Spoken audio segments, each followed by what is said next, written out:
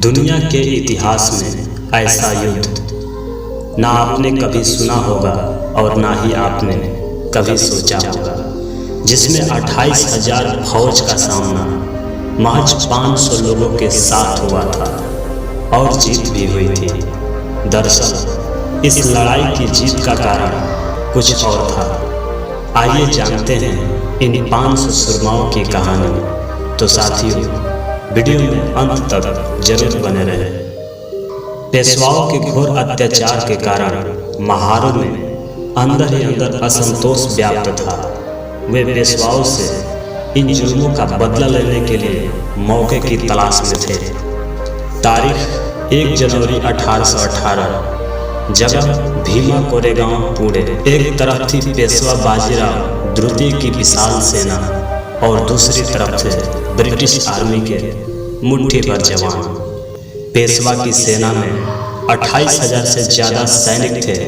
पैदल, घुड़सवार और तीरंदाज सैनिकों की टुकड़ियाँ थी।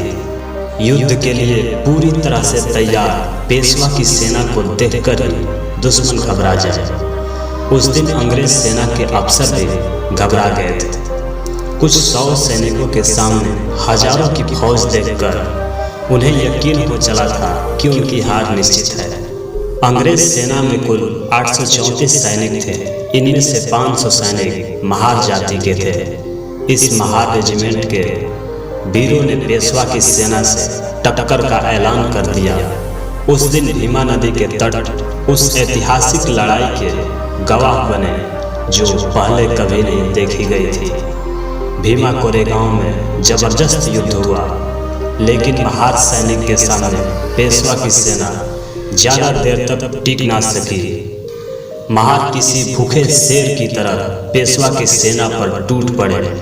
एक एक महार सैनिक 100 पेशवा सैनिक पर भारी पड़ रहा था। इन मुट्ठी भर सैनिकों ने पेशवा की सेना के छक्के छुड़ा दिए। दिन भर लड़ाई चली और पेशवा की सेना का मनोबल टूट गया। रात होते होते पेशवा ने घुटने टेक दिए। 1 जनवरी 1818 का वो दिन इतिहास की सबसे साहसिक लड़ाई के नाम से जाना जाता है। एक ऐसी लड़ाई जिसमें मुट्ठी भर महार सैनिकों ने हजारों की सेना को धूल चटा दी थी। उस दिन के बाद से महाराष्ट्र के पुणे जिले के भीमा कोरेगांव गांव को दुनिया के नक्शे पर खास पहचान मिली। अंग्रेजों ने महार सैनिक के अदम्य साहस को सम्मान देने के लिए भीमा कोरेगांव में एक युद्ध स्मारक बनवाया। इस विक्ट्री पिलर पर महार सैनिकों के नाम लिखे गए। यह लड़ाई इतिहास में अमर हो गई। लेकिन बड़ा सवाल यह है कि महार सैनिकों ने पेशवा के खिलाफ लड़ने के लिए इतनी ताकत कहाँ से आई? ऐसा क्या हुआ था जो अपनी जान की परवाह किए बिना महार रेजिमेंट टूट पड़ी थी? 19वीं शताब्दी में पेशवा राज भारतीय उपमहाद्वीप के इतिहास का सबसे क्रूरतम शासनकाल था। मराठों के साथ छल करके ब्राह्मण पेशवा जब सत्ता की कुर्सी पर आए तो उन्होंने शूद्रों को नरक जैसी यातनाएं देना शुरू कर दिया। ब्राह्मण पेशवाओं ने मनुस्मृति जैसी घटिया किताब को सख्ती से लागू किया। पेशवा राज में शूद्रों को थूकने के लिए गले में हांडी टांगना जरूरी था। साथ ही शूद्रों को कमर पर झाड़ू बांधना जरूरी था, जिससे उनके पैरों के निशान मिटते रहे। शूद्र केवल दोपहर के समय ही घर से बाहर निकल सकते थे, क्योंकि उस समय शरीर की परछाई सबसे छोटी होती है। परछाई कहीं ब्राह्मण के शरीर पर न पड़ जाए, इसलिए उनके लिए यह समय निर्धारित किया गया था। शूद्रों के पैरों में घुंघरू या घंटी बांधना जरूरी थी, ताकि उनकी आवाज़ सुनकर ब्राह्मण दूर से ही अलर्ट हो जाए और अपवित्र होने से बच जाए। ऐसे समय में जब पेशवाओं ने दलितों पर अत्यंत अमानवीय अत्याचार किए, उनका हर तरह से शोषण किया, तब उन्हें ब्रिटिश सेना में शामिल होने का मौका मिला। अंग्रेज चालाक थे, क्योंकि ब्रिटिश सेना में शामिल सवर्ण सैनिक शूद्रों से कोई संबंध नहीं रखते थे, इसलिए अलग से महार रेजिमेंट बनाई गई। महारों के दिल में पेशवा साम्राज्य के अत्याचार के खिलाफ जबरदस्त गुस्सा था।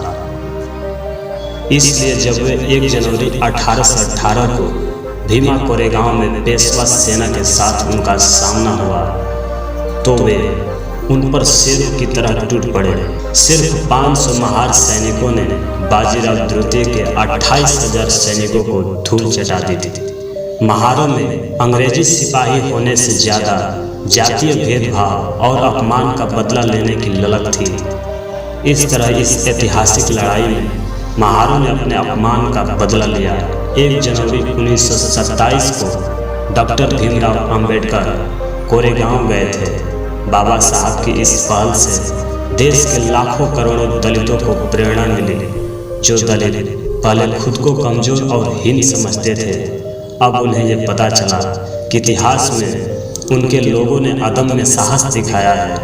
ये एक तरह से गर्व करने वाली बात है। धीरे धीरे दलित हर साल 1 जनवरी को भीमा कोरेगांव में जुटने लगे। आज हर साल लाखों लोग भीमा कोरेगांव में आते हैं। तो साथियों, आपको ये कहानी कैसी लगी हमें कमेंट करके जरूर बताएं।